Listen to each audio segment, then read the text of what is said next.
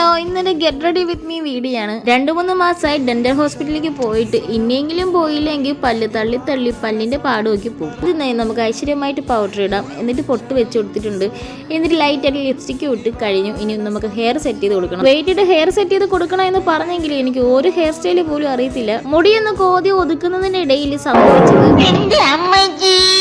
സന്തോഷം. വീണ്ടും ഫോൺ നോക്കി വരച്ചപ്പോൾ കുറച്ച് കയറിപ്പോയി. അതുകൊണ്ട് ഞാൻ പിന്നെ കണ്ണടയിന് മുന്നിൽ പോയി നല്ല വൃത്തിക്ക് വരച്ചിട്ടുണ്ട്. ഇനി വലിയൊരു ടാസ്ക് എന്ന് പറയുന്നത് മുടി കെട്ടുന്നതാണ്. എവിടെയെങ്കിലും പോകുമ്പോൾ എപ്പോഴും ഒരേ ഹെയർ സ്റ്റൈലാണ്. എങ്ങനെയെങ്കിലാണ് മുടി കെട്ടിക്കൊണ്ട് പോകുന്നത്. ഒന്നേ ഈ ഒരു ഹെയർ സ്റ്റൈൽ, അല്ലെങ്കിൽ പോണിട്ടൽ. ഇനിയെങ്കിലും കുറച്ച് മാറ്റങ്ങളൊക്കെ വരുത്തണ്ടേ. അത് കഴിഞ്ഞിട്ട് ഞാൻ മോളുടെ ക്ലിപ്പ് ഇങ്ങനെ തപ്പിക്കൊണ്ടിരിക്കുകയാണ്. ഭാഗ്യം പോലെ പുള്ളിക്കാരി ഇവിടെ ഇല്ല, നഴ്സറി പോയിരിക്കുവാണ്. അവൾ ഉണ്ടായിരുന്നെങ്കിൽ എന്നെ എടുത്തിട്ട് ഉരുട്ടിയേനെ. ചില സമയത്തൊന്നും കൊച്ചിന്റെ ക്ലിപ്പൊന്നും എനിക്ക് തരത്തില്ല, ചില സമയത്ത് തരും. മൂഡ് അനുസരിച്ചിരിക്കും. മേക്കപ്പ് കഴിഞ്ഞു, ഇനി നമുക്ക് വാച്ച് ചെയ്യട്ടാം. ഇത് കപ്പിൾസ് വാച്ചാണ്, എന്റെ ഫേവറേറ്റ് വാച്ചാണ്.